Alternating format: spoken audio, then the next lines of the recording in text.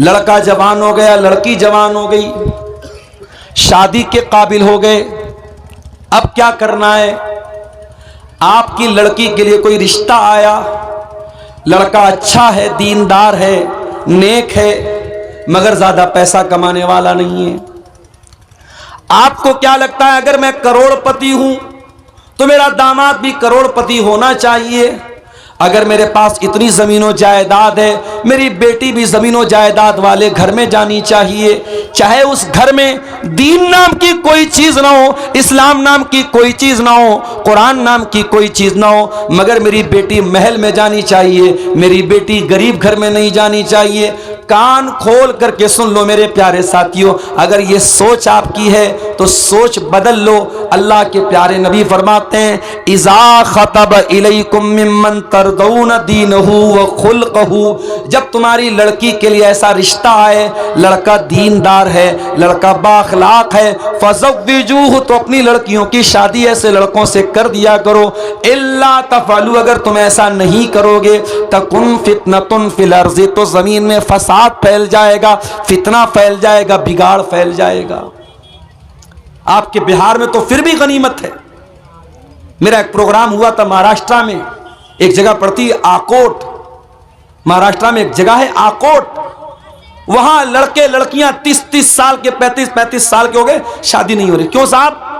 Government job ہونی چاہیے، سرکاری نوکری ہونی چاہیے۔ اب سرکاری نوکری کوئی اتنی آسان تو نہیں ہے بھائی، اتنی آسانی سے تو سرکاری نوکری نہیں ملنے والی۔ اب لڑکے کو سرکاری نوکری نہیں مل رہی ہے تو شادی نہیں ہو رہی۔ کان کھول کر کے سن لو، اولاد کے ساتھ یہ ظلم بند کرو، یا نیائے بند کرو۔ اولاد جب شادی کے قابل ہو جائے، چاہے لڑکا ہو چاہے لڑکی، اس کی شادی کرو، اور زمین جائیداد سب یہی رہ جائے گا۔ اگر آپ نے اپنے لڑکی کے لیے دیندار داماد نہیں دیکھا، پیسہ دیکھا، زمین دیکھی، جائیداد دیکھی، کل آپ کو پچھتانا پڑے گا۔ آپ کو زمین تو مل جائے گی، جائیداد تو مل جائے گی، مگر آپ کی بیٹی جب راتوں کو روئے گی اور کہے گی اے اللہ میرے ماں باپ نے مجھے پھنسا دیا اس ظالم کے ساتھ میرا نکاح کر کے، اس وقت آپ اللہ کو کیا جواب دیں گے؟ یہ سوچ لینا۔ دین کو ترجیح دو میرے بھائیوں، اور شادی میں جلدی کرو، شادی میں تاخیر مت کرو۔ اگر آپ لڑکے کی شادی کر رہے ہیں، بہو لانا چاہتے ہیں، کیسی بہو لائیں گے؟ اللہ کے پیارے نبی فرماتے ہیں تنکح المرأۃ لاربعین، عورت کی شادی ہوتی ہے تو 4 چیزیں عورت کے اندر دیکھی جاتی ہیں، لمالہا ولحسبہا ولجمالہا ولدینہا۔ عورت کا پیسہ دیکھا جاتا ہے، عورت کی خوبصورتی دیکھی جاتی ہے، عورت کا خاندان دیکھا جاتا ہے، اور عورت کی دینداری دیکھی جاتی ہے۔ آپ نے فرمایا فاظفر بذات الدین، تم دیندار عورت کو اپنے گھر میں لے کے آ جاؤ، کامیاب ہو جاؤ گے۔ تمہارے گھر میں دیندار بہو آئے گی، روزہ نماز کرنے والی بہو آئے گی، پردہ کرنے والی بہو آئے گی، دین سیکھنے والی سکھانے والی بہو آئے گی، آپ کے پورے گھر کو دیندار بنا دے گی۔ اور آپ نے خوبصورتی دیکھی، روپیہ پیسہ دیکھا، خاندان دیکھا، اور دینداری کو نہیں دیکھا، تریبتی یدا کا، تو آپ کے ہاتھ خاک میں مل جائیں گے، آپ برباد ہو جائیں گے، مٹی میں مل جائیں گے۔ کامیاب ہونا ہے تو دیندار عورت کو میرے بھائیوں بہو بنا کر کے لاؤ۔ اور آگے بڑھیے، لڑکے لڑکی کی شادی ہو گئی، پتی پتنی کے بندھن میں بندھ گئے۔ اب اسلام کیا کہتا ہے؟ میاں بیوی کا رشتہ پرائیویٹ رشتہ ہے، اور پرائیویٹ کو پرائیویسی میں رکھا جائے۔ میاں بیوی اپنی سیکرٹ بات کسی کو نہ بتائیں، یہ بھی بڑا چلتا ہے۔ بعض لڑکے شادی کے اگلے دن ان کے دوست لوگ پوچھتے بتاؤ کیا کیا ہوا، لڑکیوں سے ان کی سہیلیاں پوچھتی ہیں، اور پھر وہ ساری باتیں بڑے مزے لے لے کے بیان کرتی ہیں۔ حرام ہے یہ چیز میرے بھائی، اللہ کے نبی نے سختی سے منع کیا ہے۔ میاں بیوی کا رشتہ بہت ہی پرائیویٹ رشتہ ہے، اس رشتے کی باتیں بیڈ روم کے باہر نہیں جانی چاہیے۔ اسی لیے اللہ تعالیٰ قرآن میں کہتا ہے ہن لباس لکم وانتم لباس لہن، تم اپنی بیویوں کے لیے لباس ہو، تمہاری بیویاں تمہارے لیے لباس ہیں۔ لباس جو ہوتا ہے نا، ایک تو لباس اوپر سے انسان پہنتا ہے، اور ایک لباس وہ ہوتا ہے جو انسان کی باڈی کے ساتھ اٹیچ ہوتا ہے۔ انسان بنیان پہنے ہوئے ہے، اب بنیان ایک پرائیویٹ چیز ہے، تو اللہ تعالیٰ نے کہا کہ میاں بیوی ایک دوسرے کے لیے لباس ہیں۔ اب لباس میں پرائیویسی بھی آ گئی اور لباس میں خوبصورتی بھی آ گئی، یعنی شوہر کی زندگی میں بیوی خوبصورتی بن کے آتی ہے، بیوی کی زندگی میں شوہر خوبصورتی بن کے آتا ہے، اور دونوں ایک دوسرے کے لیے پرائیویسی ہوتے ہیں، ایک دوسرے کا راز بن جاتے ہیں، ایک دوسرے کے راز کی حفاظت کرتے ہیں۔ اور آگے بڑھی، شادی ہو گئی، زندگی کی گاڑی آگے بڑھ رہی ہے۔ اب ایسا تو نہیں ہے کہ شوہر کی ہر بات بیوی کو اچھی لگے گی، بیوی کی ہر بات شوہر کو اچھی لگے گی، کبھی تو جھگڑا ہوگا، کبھی تو مسئلہ ہوگا۔ قرآن کہتا اگر کبھی مسئلہ ہو جائے فَإِذُوهُنَّ، تو اے شوہرو تم اپنی بیوی کو سمجھاؤ، اگر سمجھ جائیں تو اچھی بات ہے۔ وَاهْجُرُوهُنَّ فِي الْمَضَاجِعِ، اگر بات چیت سے نہیں سمجھ پا رہی ہیں، پھر بھی نافرمانی کر رہی ہیں، پھر بھی بدتمیزی کر رہی ہیں، پھر بھی بد زبانی کر رہی ہیں، تو قرآن کہتا ہے بستر الگ کر دو۔ اگر بستر الگ کرنے سے بھی معاملہ حل نہیں ہو رہا ہے تو قرآن کہتا ہے وَضْرِبُوهُنَّ، ہلکی مار ان کو مار سکتے ہو، ہلکی چپت لگا سکتے ہو، ہلکی مار مار سکتے ہو۔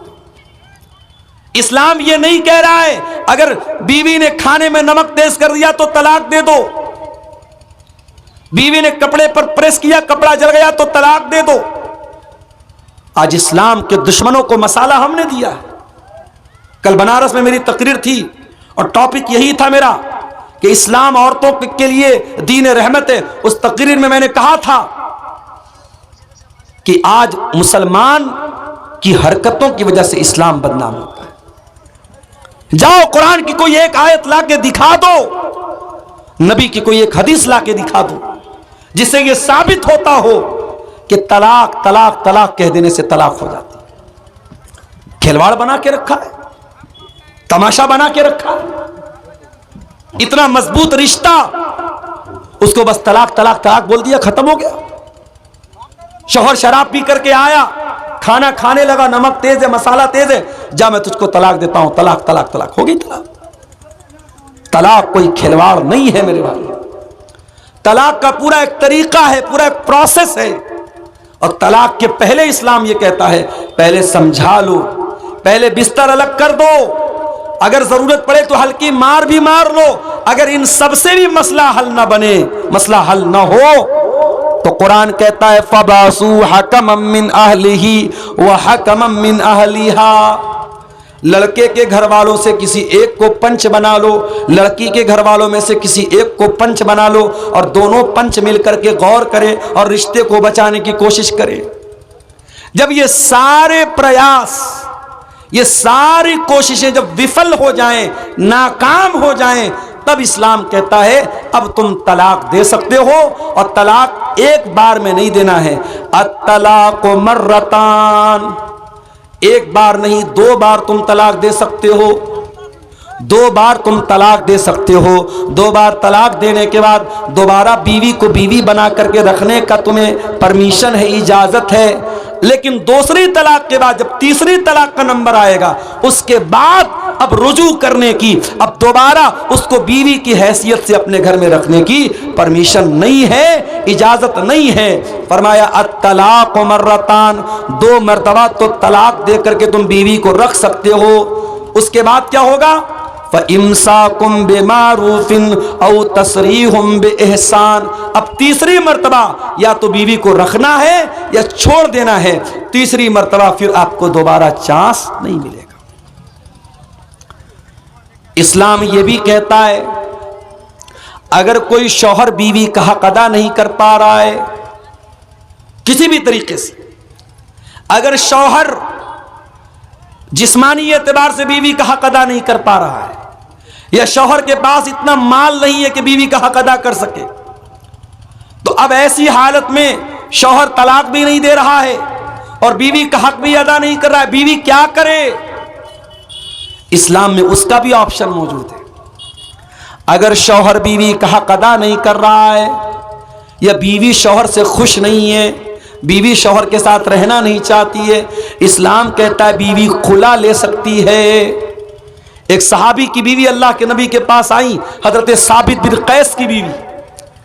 کہا اے اللہ کے نبی، میں ثابت کے بارے میں کوئی غلط بات نہیں بولنا چاہتی، بس میں اتنا کہنا چاہوں گی میں شوہر کی شکوہ شکایت نہیں کرنا چاہتی ہوں، میں ان کے ساتھ رہنا ہی نہیں چاہتی ہوں.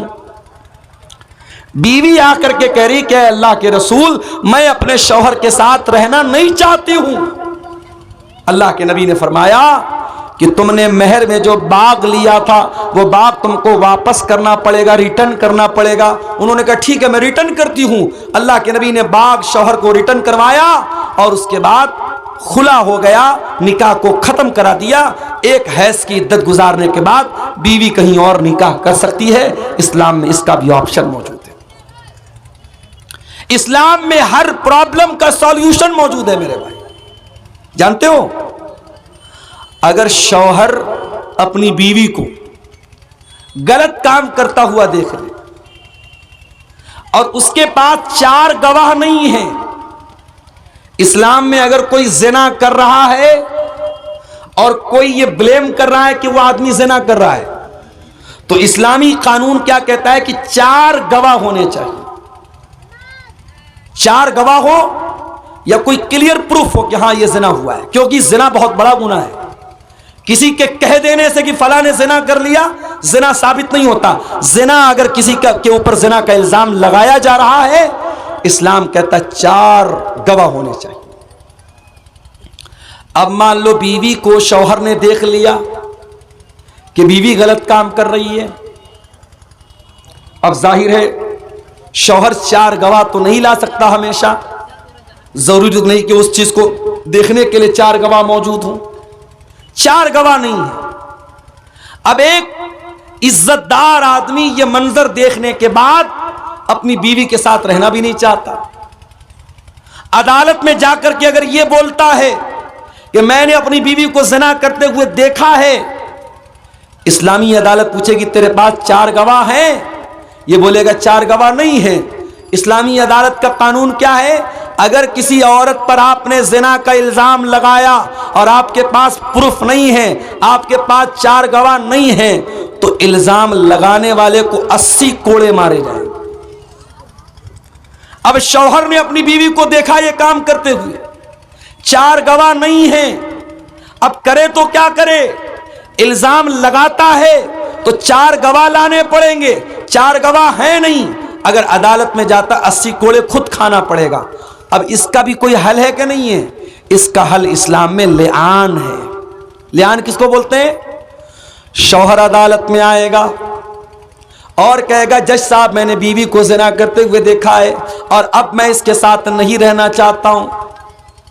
اسلام کہتا ہے کہ ایسی صورت میں شوہر 4 بار اللہ کی قسم کھا کر کے کہے گا، 4 بار اللہ کی قسم کھا کر کے کہے گا کہ میں سچا ہوں اور میں نے دیکھا ہے کہ اس عورت نے غلط کام کیا ہے. اور 5ویں بار قسم کھا کر کے کہے گا اگر میں جھوٹ بول رہا ہوں تو میرے اوپر اللہ کی لعنت ہو. یہ مرد بولے گا. اب عورت سے پوچھا جائے گا تو کیا بولتی ہے؟ اگر عورت کہے گی کہ ہاں میں نے زنا کیا ہے، اسلامی عدالت کا قانون یہ کہتا ہے اگر عورت اقرار کر لے گی کہ میں نے زنا کیا ہے اور اسلامی ملک ہے، اسلامی عدالت ہے، اسلامی سزا ملتی ہے، تو چونکہ وہ عورت شادی شدہ ہے اس کو پتھروں سے مار مار کے ختم کر دیا جائے. لیکن عورت اگر کہتی ہے نہیں یہ جھوٹ بول رہا ہے میں نے ایسا کوئی کام نہیں کیا، تو اب عدالت میں عورت کو بھی قسم کھانی پڑے گی. اور 4 بار عورت قسم کھا کر کے کہے گی کہ یہ جھوٹ بول رہا ہے میں سچ بول رہی ہوں. اور 5ویں بار اللہ کی قسم کھا کر کے کہے گی اگر یہ سچ بول رہا ہے اور میں جھوٹ بول رہی ہوں تو میرے اوپر اللہ کی لعنت ہو. مرد الگ قسم کھائے گا، عورت الگ قسم کھائے گی، اور اس کے بعد دونوں کے رشتے کو ڈسمس کر دیا جائے گا، ختم کر دیا جائے گا. اس پروسیس کو شریعت میں لعان بولتے ہیں. شریعت میں اس کا بھی حل رکھا گیا. میرے پیارے ساتھیوں، اتنا پیارا دین اللہ تعالیٰ نے ہمیں اور آپ کو دیا ہے. زندگی کے کسی بھی موڑ پر اسلام نے ہمیں ادھورا نہیں رکھا ہے، اسلام نے ہمیں اندھیرے میں نہیں رکھا ہے. اسلام کے اندر ہر مشکل کا حل موجود ہے. اور آگے بڑھیے.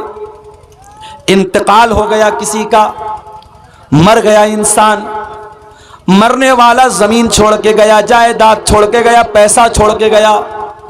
اب سوال پیدا ہوا کہ اس کے پیسے کا کیا کیا جائے، اس کی پراپرٹی کا کیا کیا جائے، اس کی زمین کا کیا کیا جائے، اس کی جائیداد کا کیا کیا جائے۔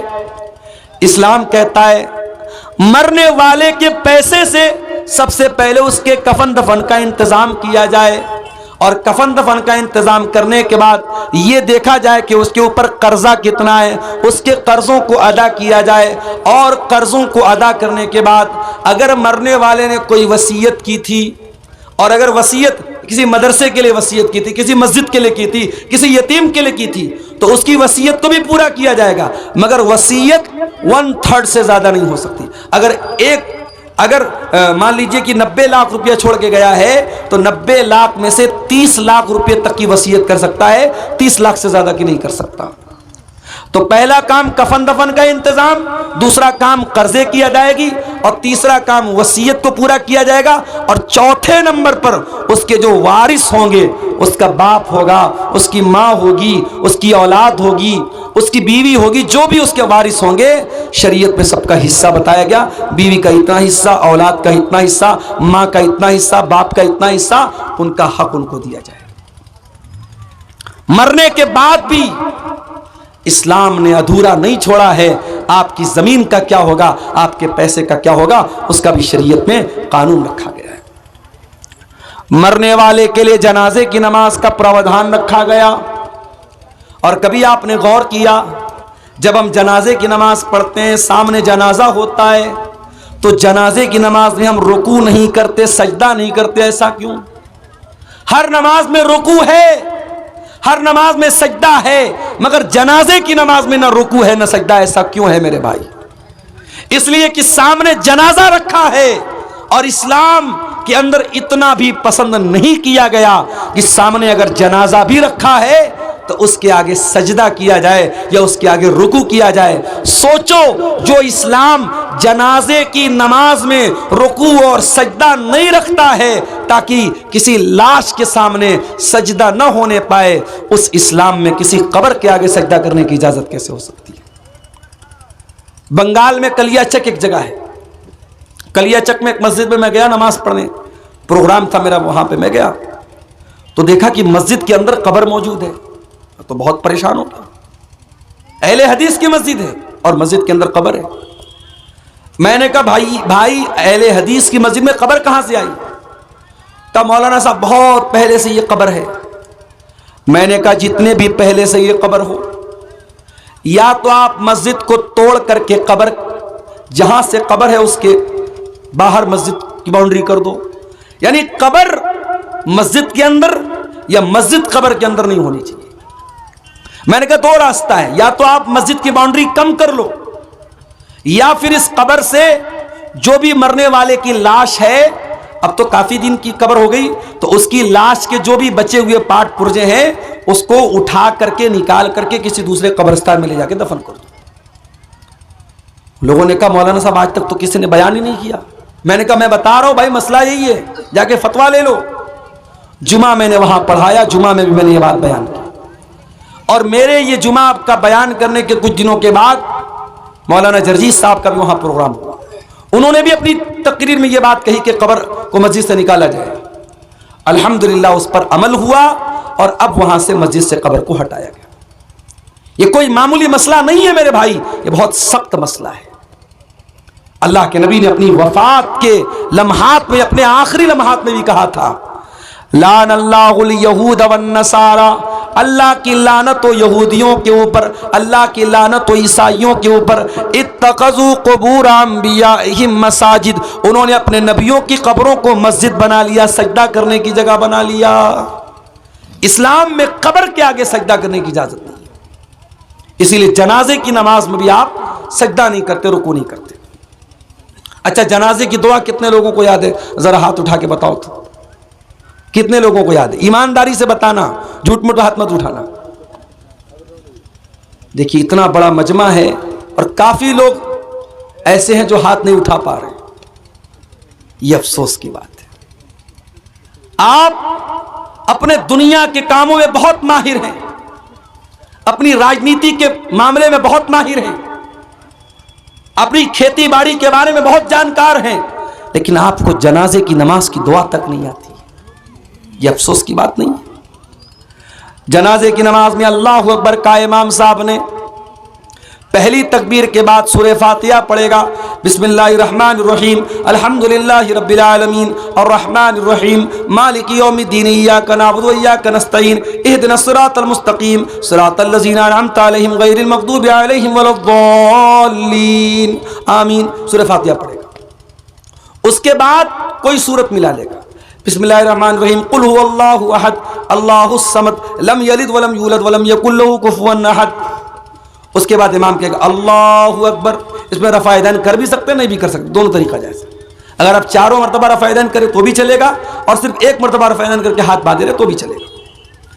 ایک بار اللہ اکبر کا سورہ فاتحہ پڑھا، کوئی سورت پڑھی، اب دوسری مرتبہ امام نے اللہ اکبر کا، آپ کیا پڑھیں گے؟ آپ اللہم صلی علی محمد وعلی آل محمد کما صلیت علی ابراہیم وعلی آل ابراہیم انکا حمید مجید اللہم بارک علی محمد وعلی آل محمد کما بارکت علی ابراہیم وعلی آل ابراہیم انکا حمید مجید۔ درود شریف پڑھا آپ نے۔ پھر امام نے کہا اللہ اکبر۔ اب یہ تیسری تکبیر ہے۔ اب اس میں آپ جنازے کی دعا پڑھیں۔ جنازے کی کئی دعائیں ہیں، چھوٹی چھوٹی دعا بھی ہے، تھوڑی لمبی دعا بھی ہے۔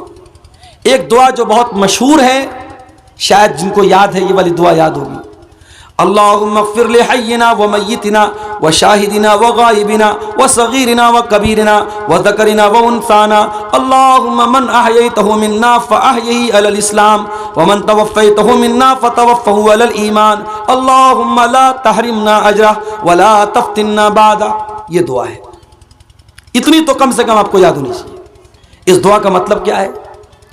اللہم اغفر لحینا، اے اللہ ہمارے زندوں کو بخش دے، ومیتنا ہمارے مردوں کو بخش دے، اللہم اغفر لحینا ومیتنا وشاہدنا وغائبنا، جو موجود ہیں ان کو بھی بخش دے، جو موجود نہیں ہیں ان کو بھی بخش دے، اے اللہ ہمارے مردوں کو بھی بخش دے، ہماری عورتوں کو بھی بخش دے، ہمارے بچوں کو بھی بخش دے، ہمارے زندوں کو بھی بخش دے، ہمارے مردوں کو بھی بخش دے۔ سارے لوگوں کی بخشش کی دعا کرتے ہیں آپ جنازے کی نماز۔ اس کے بعد آپ کیا کہتے ہیں؟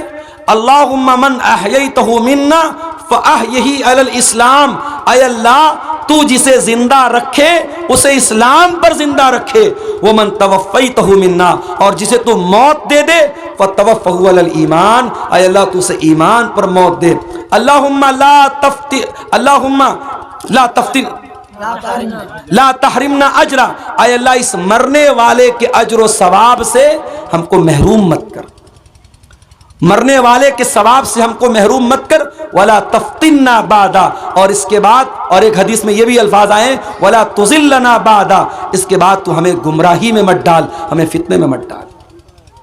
ایک چھوٹی سی دعا بھی جنازے میں آپ پڑھ سکتے ہیں، اللہم اغفر لہ وارحمہ وعافہ واعف عنہ واکرم نزلہ ووسع مدخلہ، اے اللہ اس مرنے والے کو بخش دے، اس کے اوپر رحم فرما، اس کو درگزر کر دے، اس کو عافیت میں رکھ، اس کی اچھی مہمان نوازی فرما، اور اس کے گناہوں کو دھو دے۔ یہ دعا بھی آپ پڑھ سکتے ہیں۔ تو جنازے کی تیسری تکبیر کے بعد آپ کو یہ دعا پڑھنی، اس کے بعد چوتھی تکبیر ہوگی، امام السلام علیکم ورحمۃ اللہ، السلام علیکم ورحمۃ اللہ، دونوں طرف سلام پھیرے گا، آپ سلام پھیر دیں گے۔ یہ جنازے کی نماز کا طریقہ ہے۔ اس کے بعد اور آگے بڑھیے، اب آپ جنازہ پڑھ چکے، اب مردے کو قبرستان لے کے جا رہے ہیں۔ دنیا میں انسان کتنا طاقتور تھا، دنیا میں اس کی فارچونر گاڑی جب گزرتی تھی روڈ پر تو لوگ تاکنے لگتے، نیتا جی کی گاڑی آ گئی، ودھائک جی کی گاڑی آ گئی، منتری جی کی گاڑی آ گئی، فلانے صاحب کی گاڑی آ گئی۔ اور آج جنازے پہ لیٹا ہوا ہے وہ انسان، اور اس کی جنازے کی چارپائی کو لوگ پکڑے ہوئے ہیں اور اس کو لے کے قبرستان جا رہے ہیں۔ قبر تیار ہے، اور قبر بھی آپ جانتے ہیں دو طرح کی ہوتی ہے، ایک ہوتی ہے صندوقی قبر جس میں بیچ میں مردے کو رکھا جاتا ہے، اور ایک ہوتی ہے بغلی قبر، اور اللہ کے نبی کی جو قبر ہے وہ بغلی قبر تھی جس میں سائیڈ میں مردے کو رکھا جاتا ہے۔ تو قبر میں مردے کو اتارا جاتا ہے۔ اب جب قبر میں اتارا گیا اس کے بعد مٹی ڈالی جاتی ہے۔ مٹی ڈالنے کے ٹائم بہت سے لوگ دعا پڑھتے، منہا خلقناکم ومنہا نخرجکم वफ़ीहा नुईदुकुम तारतन उखरा, ये दुआ पढ़ते ये साबित नहीं है, बस बिस्मिल्लाह पढ़ के आप मिट्टी डाल दीजिए। मिट्टी डाल दिया, हाथ झाड़ के चले आए। जिंदगी भर इस बात की फिक्र करते रहे लोग क्या कहेंगे। सही काम करना था, नहीं कर रहा था, क्यों, लोग क्या कहेंगे।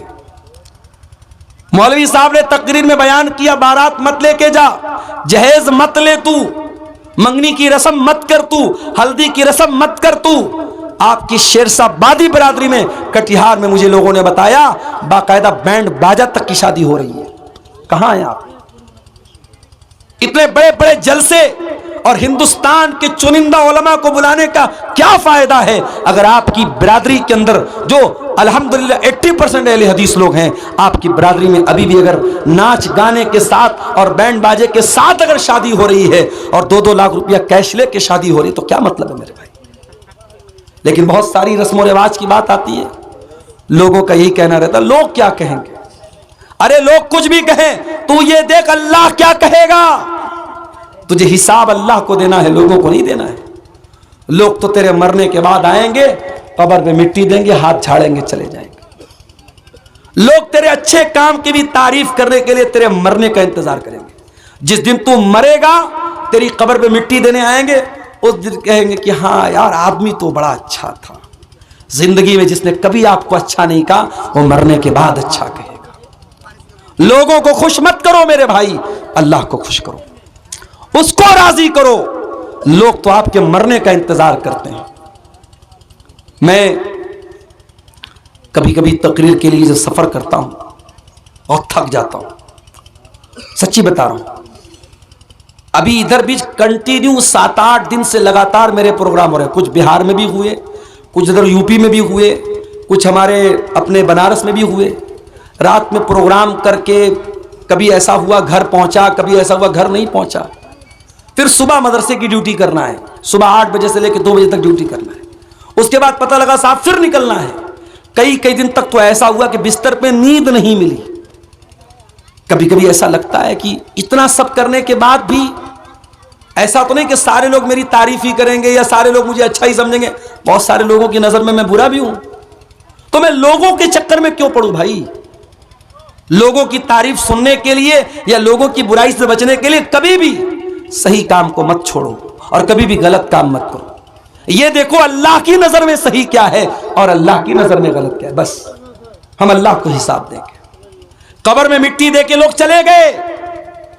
यहां तो इतनी बड़ी बड़ी लाइटें जल रही हैं। 4 व्हीलर से मैं आ रहा था, ड्राइवर साहब ने कहा मौलाना साहब प्रोग्राम कहां है, नजर नहीं आ रहा है। मैंने कहा लाइट नजर आएगी समझ जाना। दूर से ट्यूब लाइट नजर आने लगी। अब्दुल अजीज भाई को मैंने फोन किया कि हाँ आपके प्रोग्राम के लोकेशन पर पहुंच गया मैं। प्रोग्राम है, आपने दूर तक लाइटों को लगाया है। कभी कब्र में आपने कोई लाइट देखी है? कभी ऐसा हुआ कि आपने मुर्दे को दफनाया हो और साथ में एक लालटेन रख दिया हो, एक मोबाइल का टॉर्च जला दिया हो? नहीं, वहां कोई रोशनी नहीं छोड़ के जाता। दुनिया में गर्मी का मौसम होता है, हम कूलर पंखा एसी जैसी ताकतें लगाते हैं। कब्र में कोई एसी लगाता है क्या? कोई पंखा लगाता है क्या? कब्र में हम होंगे और हमारे आमाल होंगे मेरे भाई। और कब्र के अंधेरे में अगर हमारे आमाल खराब होंगे, हमारे काम गंदे होंगे, हमने अल्लाह को नाराज किया होगा, माफ करना उस अंधेरे से हम नहीं बच सकते। कब्र में जो जहरीले जानवर होंगे, जो जहन्नम की खिड़की खुलेगी, जो जहन्नम का बिस्तर बिछाया जाएगा, जो जहन्नम की गर्म हवाएं मिलेंगी, उनसे अगर हमें बचना है और जन्नत की ठंडी हवाओं को पाना है तो हमें दुनिया वालों को खुश नहीं करना, अल्लाह को खुश करना है मेरे भाई, अल्लाह को खुश करना है।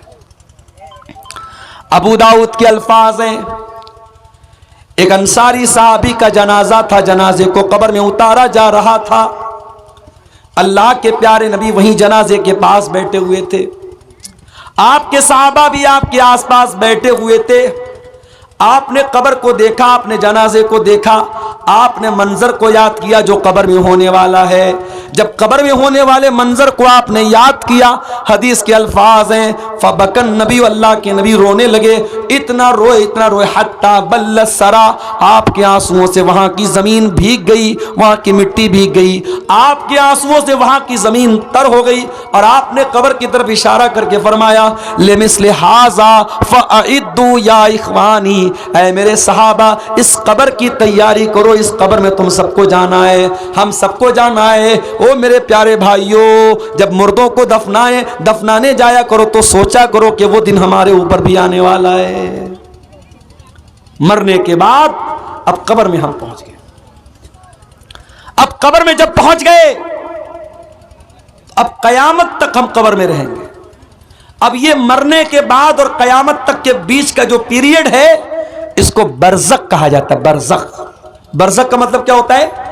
بیریئر، ڈیوائیڈر، آخرت ایک طرف دنیا ایک طرف، بیچ میں ڈیوائیڈر کیا ہے؟ یہ قبر کی زندگی ہے، برزخ کی زندگی۔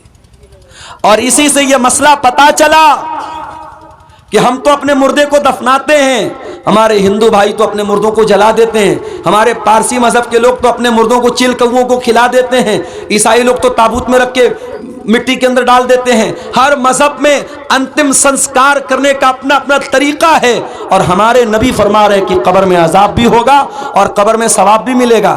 تو جس نے جلا دیا، جس نے چیل کوے کو کھلا دیا، اس کو کیسے عذاب ملے گا، اس کو کیسے ثواب ملے گا؟ تو یاد رکھو میرے بھائی، قبر کا مطلب وہ گڈھا نہیں ہے، قبر ایک دنیا کا نام ہے، قبر ایک الگ ورلڈ ہے، ایک الگ دنیا ہے، اور اس دنیا کو ہم برزخ کہتے ہیں۔ اور یہ بھی یاد رکھو کہ مرنے کے بعد اب دوبارہ دنیا میں کوئی واپس نہیں آ سکتا۔ یہ جو بالی ووڈ کی فلموں میں دکھایا جاتا ہے، سیریلز میں دکھایا جاتا ہے، ایک انسان خودکشی کر لیتا ہے، آتم ہتیا کر لیتا ہے، اس کی آتما بھٹکتی رہتی ہے، کوئی آتما نہیں بھٹکتی۔ مرنے کے بعد کسی کی آتما، کسی کی روح دنیا میں کبھی نہیں آ سکتی، یہ بات یاد رکھو۔ قرآن کہتا ہے حتی اذا جاء احدهم الموت قال رب ارجعون، جب انسان کو موت آ جاتی ہے اللہ سے کہتا ہے اے اللہ ایک چانس اور دے دے، ایک موقع اور دے دے، رب ارجعون، ایک بار دنیا میں دوبارہ آنے کا موقع دے دے، لعلی اعمل صالحا فیما ترکت، اے اللہ میں وعدہ کرتا ہوں، میں پرومس کرتا ہوں، میں دنیا میں ایک چانس تو اور دے دے، میں کوئی گناہ کا کام نہیں کروں گا، کوئی تجھے ناراض کرنے والا کام نہیں کروں گا، اے اللہ میں نیک عمل کروں گا، میں اچھا عمل کروں گا۔ اللہ فرمائے گا کلا انہا کلمۃ هو قائلها ومن ورائہم برزخ الی یوم یبعثون، اے میرے بندے تیری یہ وش پوری ہونے والی نہیں ہے، تیری یہ آرزو پوری ہونے والی نہیں ہے، اب تو قیامت تک برزخ میں رہے گا، تو قبر کی زندگی گزارے گا، برزخ کی زندگی گزارے گا۔ تو میرے عزیزوں، جس طریقے سے دنیا کی زندگی کے لیے محنت کرتے ہو ویسے برزخ کی زندگی اور قبر کی زندگی کے لیے بھی محنت کرو۔ اب آئیے تقریر کے آخر میں جو قرآن کی آیت میں نے شروع میں پڑھی تھی، شروع میں نے آیت پڑھی تھی، اللہ نے سورہ نحل میں فرمایا قرآن کے 14ویں پارے میں من عمل صالحا من ذکر او انثى، جو بھی نیک عمل کرے گا چاہے وہ مرد ہو یا عورت ہو، اگر وہ ایمان والا ہوگا۔ ابھی بنارس میں پروگرام تھا، اس میں میری تقریر بھی تھی اور مولانا معراج ربانی صاحب کی تقریر تھی۔ اب معراج ربانی صاحب کو تو آپ جانتے ہی ہیں، کسی زمانے میں خاص طور سے بدعتی لوگوں کے خلاف ان کی بڑی تگڑی تقریریں موجود ہیں۔ تو بدعتی لوگوں نے وہاں جہاں بنارس میں پروگرام تھا ان لوگوں نے ایک میسج وائرل کیا اور خاص طور سے شیخ معراج ربانی کا نام لے کر کے کہا کہ صاحب یہ تو بہت بڑا گستاخ ہے اور نبی کو نہیں مانتا ہے، نبی کا گستاخ ہے، اور نبی کی قبر کے اوپر جو گنبد بنا ہے اس کو گرانے کی بات کرتا ہے، ایسے گستاخ کی تقریر ہم نہیں ہونے دیں گے وغیرہ وغیرہ۔ تو وہ میسج دیکھ کر مجھے تو بہت غصہ آیا۔ تو کل جب میری تقریر تھی بنارس میں پرسوں، تو میں نے ایک بات کہی، میں نے کہا یہ لمبی لمبی ٹوپی اور یہ لمبی لمبی پگڑی پہن کر کے آپ اللہ کے عذاب سے نہیں بچ سکتے۔ اللہ کے یہاں یہ نہیں دیکھا جائے گا آپ کا کرتا کتنا لمبا تھا، آپ کی ٹوپی قطب مینار کی طرح اونچی تھی کہ نہیں تھی، اور آپ کی پگڑی کتنی لمبی تھی۔ اللہ کے یہاں یہ دیکھا جائے گا آپ ایمان پر تھے کہ نہیں تھے؟ آپ توحید پر تھے کہ نہیں تھے؟ من عمل صالحا من ذکر او انثى وهو مومن، جو ایمان والا ہے، جو توحید والا ہے اور وہ ساتھ میں نیک عمل کرنے والا ہے، چاہے وہ مرد ہو یا عورت ہو، اللہ کا وعدہ ہے فَلَنُحْيِيَنَّهُ حَيَاةً طَيِّبَةً، ہم اسے دنیا میں ایک اچھی زندگی، ایک چین والی زندگی، ایک خوشی والی زندگی عطا فرمائیں گے، وَلَنَجْزِيَنَّهُمْ أَجْرَهُمْ بِأَحْسَنِ مَا كَانُوا يَعْمَلُونَ، اور آخرت میں اس کے عمل کا بہترین بدلہ دیں گے۔ دین پر عمل کر میرے بھائی، دین پر گارنٹی ہے اللہ کی، تیری دنیا بھی چین والی ہو جائے گی، تیرے بچے تیرے فرما بردار بن جائیں گے، تیری بیوی تیری بات مانے گی، تیرے ماں باپ تجھے دعائیں دیں گے، تیرے گھر میں برکت آئے گی۔ لیکن اگر تو دین پر نہیں چلے گا، تو حرام کام کرے گا، حرام کمائی کو گھر میں لائے گا، حرام روزی کو گھر میں لائے گا، تیرے گھر کی برکت ختم، تیری اولاد بھی نافرمان، تیری بیوی بھی نافرمان، تیرے گھر کا سکھ چین سب ختم ہو جائے گا۔ تو دین پر چلو میرے پیارے ساتھیوں۔ یہ کچھ سوالات کی پرچیاں آئی ہیں۔ ایک سوال آیا ہے کہ ایک ہی وقت میں ایک ہی بیٹھک میں 3 طلاق دے تو جائز ہے کہ نہیں، اور اس کی دلیل کیا ہے؟ جائز تو نہیں ہے۔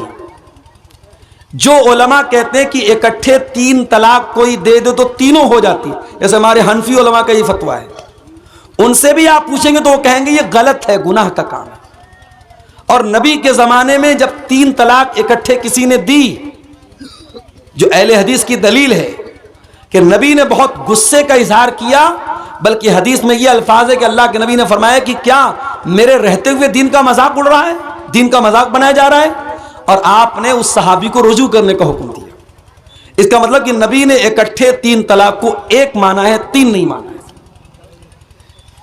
اس کے بعد دوسرا سوال ہے کہ طلاق شدہ عورت کو شادی کرنے کا کیا حکم ہے؟ بالکل شادی کرنی چاہیے اس کی۔ ہمارے یہاں بڑا مسئلہ یہ ہے، کوئی عورت طلاق شدہ ہو گئی، اب اس کی غلطی ہو چاہے نہ ہو، شوہر نے طلاق دے دی تو یہ مانا جاتا ہے کہ عورت کے اندر کوئی کمی ہے تب تو طلاق ملی، اور طلاق شدہ عورت کی شادی بہت مشکل ہو جاتی ہے۔ بلکہ بہت سارے کیس میں ایسا دیکھا گیا کہ اگر طلاق شدہ عورت کا کوئی ایک بچہ بھی ہے تو عورتیں کیا بولتی، ارے وہ تو عورت ہے، بچے کے سہارے زندگی گزار لے گی۔ معاف کرنا، یہ دنیا کا بہت بڑا جھوٹ ہے میرے بھائی۔ اگر کوئی عورت طلاق شدہ ہے اور بیوہ ہے، اگرچہ اس کے پاس بچہ بھی ہے، اس کی پوری جوانی کو برباد کر دینا اور یہ کہنا کہ بچے کے سہارے زندگی گزار لے گی، یہ اسلام کے بھی خلاف ہے اور یہ فطرت کے بھی خلاف ہے۔ ایک جوان عورت کو اس کے جوڑے کی ضرورت ہے، اور آپ حلال ضرورت پوری نہیں کریں گے تو حرام کے راستے کھلیں گے۔ اور سماج میں ہم نے دیکھا ہے بہت ساری طلاق شدہ عورتیں اور بہت ساری بیوہ عورتیں جن کا نکاح نہیں ہوتا، جن کی شادی نہیں ہوتی، وہ غلط راستہ بھی اپناتی ہیں، اور ایسے لوگ، ایسی عورتوں پر سماج کے گندے لوگوں کی نظریں بھی ہوتی ہیں اور لوگ موقع کا فائدہ بھی اٹھانا چاہتے ہیں۔ اس لیے یہ بات یاد رکھیے، یہ اسلام کی خوبصورتی ہے۔ اسلام تو ہمارے نبی نے صرف ایک بیوی جو آپ کے نکاح میں حضرت عائشہ تھی وہ کنواری تھی، باقی جتنی بیویاں تھیں سب طلاق شدہ تھی اور سب بیوہ تھی۔ اس لیے طلاق شدہ عورتوں سے نکاح کرنا چاہیے، اگر وہ اچھی ہے، دیندار ہیں تو ایسی عورتوں سے نکاح کرنا چاہیے۔ ان کے گھر میں راشن پہنچا دینا، ان کی خبرگیری کرنا، یہ ان کی مدد نہیں، ان کی مدد یہ ہے ان کا گھر بسایا جائے، ان کو عزت کے ساتھ بیوی بنا کے لایا جائے۔ کیا ایک لڑکا ایک لڑکی کو شادی کا پیغام تنہائی میں دے سکتا ہے کہ نہیں؟ نہیں دے سکتا۔ لڑکا لڑکی کو کیوں دے گا شادی کا پیغام؟ اگر کسی لڑکے کو کوئی لڑکی پسند ہے، اس نے لڑکی کو کہیں دیکھ لیا یا لڑکی کے بارے میں سن لیا کہ لڑکی بہت خوبصورت ہے، لڑکی بہت دیندار ہے، لڑکی کے ولی سے کو پیغام بھیجے گا، لڑکی کے گارجین کو۔ لڑکی کا نکاح لڑکی کے گارجین کی رضامندی کے بغیر نہیں ہو سکتا، یہ مسئلہ یاد رکھیے۔ یہ جتنا ہمارے یہاں جو لو میرج کا جتنا معاملہ ہو رہا ہے سب غلط ہے۔ اگر کسی کو واقعی میں کسی سے لو ہے، پیار ہے، پراپر چینل سے آؤ، صحیح طریقے سے آؤ، لڑکی کے گارجین کو راضی کرو، لڑکی کا ولی راضی ہے تب نکاح ہو سکتا ہے۔ لڑکی کو لڑکا نکاح کا پیغام دے، اس کی بالکل پرمیشن اور اجازت نہیں ہے۔ سچ ظاہر کرنے کے لیے کسی شخص کو قتل کر سکتے ہیں یا نہیں؟ اس کا کیا مطلب ہے بھائی؟ सच जाहिर करने के लिए किसी को कत्ल कर देंगे आप? ऐसा कौन सा सच है भाई? है बहुत खतरनाक सच है। क्या एक मर्द की बीवी का इंतकाल हो जाए तो वो अपनी बीवी को फर्ज गुस्ल दे सकता है या नहीं? दे सकता है। शौहर अपनी बीवी को मरने के बाद गुस्ल दे सकता है, उसको कब्र में उतार भी सकता है। हमारे यहाँ कहीं की बड़ा गुनाह समझते हैं, बीवी का इंतकाल शौहर छू नहीं सकता, शौहर देख नहीं सकता। गलत है ये। हजरत अली रजी अल्लाह ताला अन्हु ने अपनी बीवी को गुस्ल दिया, हजरत फातिमा को, और हमारे नबी ने हजरत आयशा से कहा था कि अगर मेरा इंतकाल तेरी जिंदगी में हो गया तो तू मुझे गुस्ल देना, मुझे कफन देना, और तेरा इंतकाल पहले हो गया तो मैं तुझे गुस्ल दूंगा। ये हदीस में अल्फाज मिलते हैं, इसलिए बिल्कुल दे सकता है, कोई हर्ज की बात नहीं है। गैर मुस्लिम के घर शादी का दावत खाना कैसा है? जायज है, खा सकते हैं। शर्त यह है कि उसमें कोई नाच गाना वगैरह का कार्यक्रम हो रहा है तो उसमें मत जाइए। आप ऐसे टाइम जाइए कि किसी ऐसे नाजायज काम में आप शामिल मत होइए। अब गैर मुस्लिम के घर, ये आपने सवाल पूछा कि दावत खा सकते नहीं, मैंने कह दिया खा सकते हैं। अब जाके वहां नाच गाना में ठुमका भी लगाइए आप। ओके, अब्दुल गफ्फार साहब ने तो कह दिया जा सकते हैं, तो वो तो जायज नहीं है। नाच गाना जो हराम काम हो रहा है उसमें आप शिरकत नहीं करेंगे। और अगर वहां पे नॉनवेज खाना है, आमतौर से गैर मुस्लिमों के यहाँ शादी में नॉनवेज खाना नहीं होता, अगर नॉनवेज खाना है तो फिर ये कंफर्म होना चाहिए कि वो हलाल तरीके से ज़बह हुआ जानवर का है। अभी मैं आ रहा था, गालिबन अररिया के करीब या और पहले कहीं मैंने देखा कि एक मीट की दुकान है, उसमें लिखा था झटका मीट हाउस। अब बहुत सारे गैर मुस्लिमों के यहाँ झटका वाला जानवर, झटका मतलब समझते हैं ना, वो इस्लाम के तरीके का उलट एक तरीका है कि जानवर को झटके से मारते हैं। हम लोग जानवर को यहां छुरी चला के ज़बह करते हैं, वो यहां पे मारते हैं ऊपर।